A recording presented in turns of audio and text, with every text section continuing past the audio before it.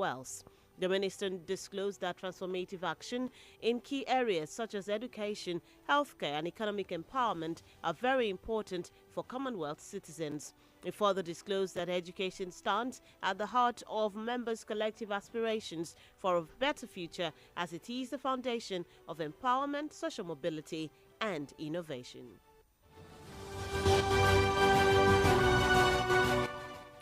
The Senior Staff Association of Nigerian Universities, SANU, and the Non-Academic Staff Union, NASU, have declared a 7-day warning strike to protest their withheld 4-month salaries. The unions declared the warning strike in Abuja following a meeting of their Joint Action Committee in Akure, Ondo State. The SANU National President Mohammed Ibrahim, who read the communique of the meeting to journalists, stated that the action became necessary as the federal government had refused to pay them the 4-month salary withheld as a result of their nationwide strike in 2022. The federal government recently released the withheld 4-month salary of Academic Staff Union of Universities, ASU, which was also on strike in 2022, but ignored SANU and NASU. The unions also demanded that the government expedite action on the renegotiation of the new national minimum wage, as the current national minimum wage had been completely made useless by the hyperinflation currently ravaging the country.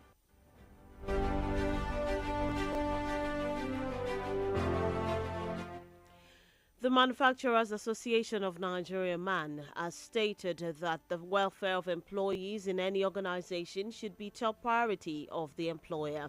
The chairman of the Manufacturers Association of Nigeria Southeast Chapter, Lady Ada Chukwudozie, disclosed this in Abuja while speaking exclusively to newsmen. Speaking on the sidelines of the recent public hearings by the Tripartite Committee on the National Minimum Wage, Lady Chukwudozie, who is also a member of the committee representing the private sector, made it known that no employer of labor will deliberately want to shortchange their employees by remunerating them below their capacity, commitment, and productivity. She identified the scarcity of foreign exchange and multiple taxation among some of the challenges faced by the private sector, especially manufacturers, which she said reflects the remunerations of their employees.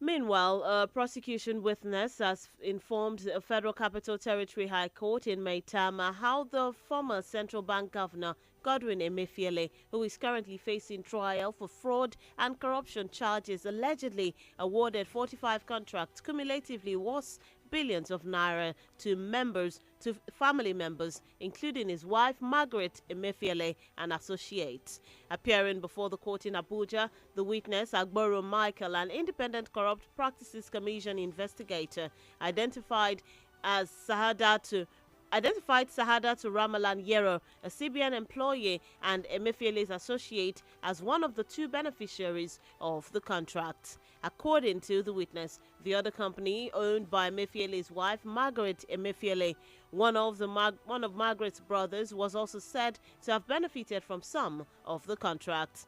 The witness further disclosed to the court that the interagency investigation involving the Independent Corrupt Practices Commission, ICPC, the Economic and Financial Crimes Commission, EFCC, Code of Conduct Bureau, CCB, and the State Security Service, SSS, showed that the contracts were awarded by Emefiele to confer corrupt advantages on the beneficiaries.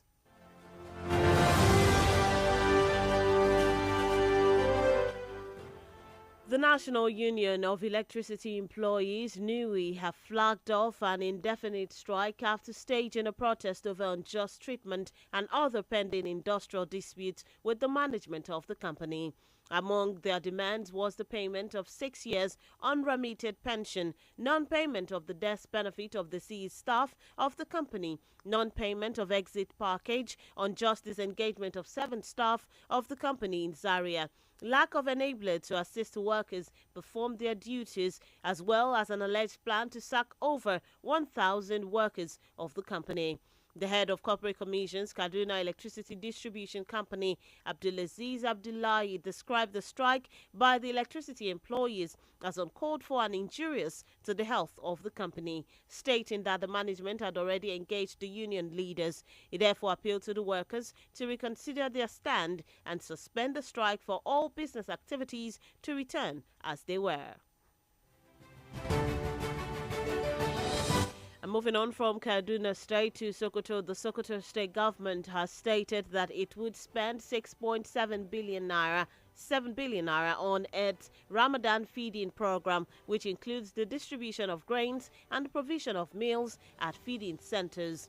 Governor Ahmed Aliyu disclosed this during the flag off of grain distribution to 18,400 orphans and the destitute across the state, stressing that each of the 18,400 orphans and destitutes would receive bags of rice and millet with 5,000 naira cash. The Sultan of Sokoto, Alhaji Muhammad Sahad Abubakar, however, thanked the state government for sustaining the Ramadan feeding program and assured the governor of his support in his efforts to improve the people's living conditions. He further called on the wealthy people to show compassion to the needy.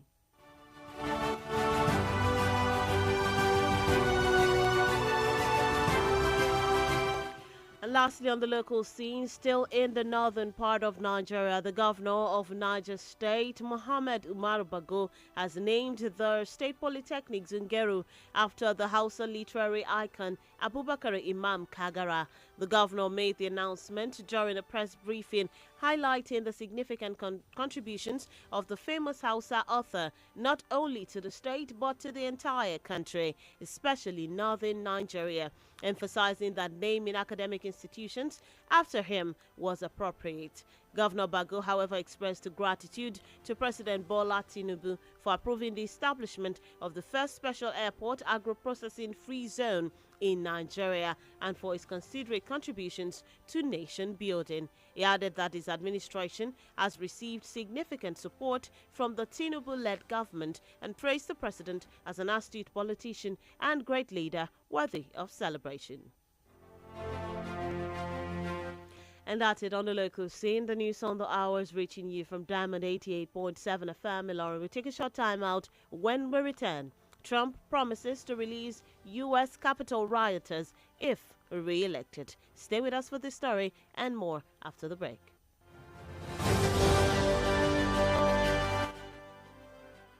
Follow us on social media, Facebook, Twitter, and Instagram at Diamond 887 FM. Diamond FM, shining supreme.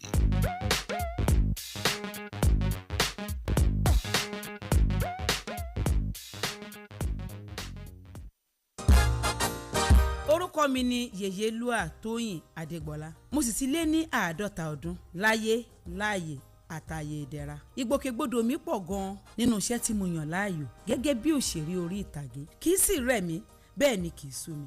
Àwọ̀ mi sì ń jí pépépé síbi tọmọ tuntun lójoojúmọ́. Ẹ fẹ́ mọ̀dí abájọ. Monomin Plus atẹ́jẹ̀ṣe oògùn tó ń fi epo ẹja cod liver oil ṣẹjọ́ ẹ̀ full supplement ni. Èròjà ẹ peléke, ó ń tara ṣe, ó ń mára dán, ó ń jẹ́ kọ́mọdé dàgbà dáadáa, ó sì ń jẹ́ kí àgbàlagbà máa ta kébékébé. Monomin Plus.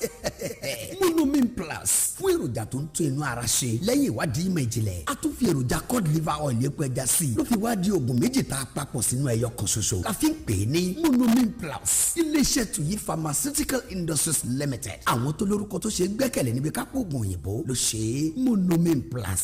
Monomin Plus.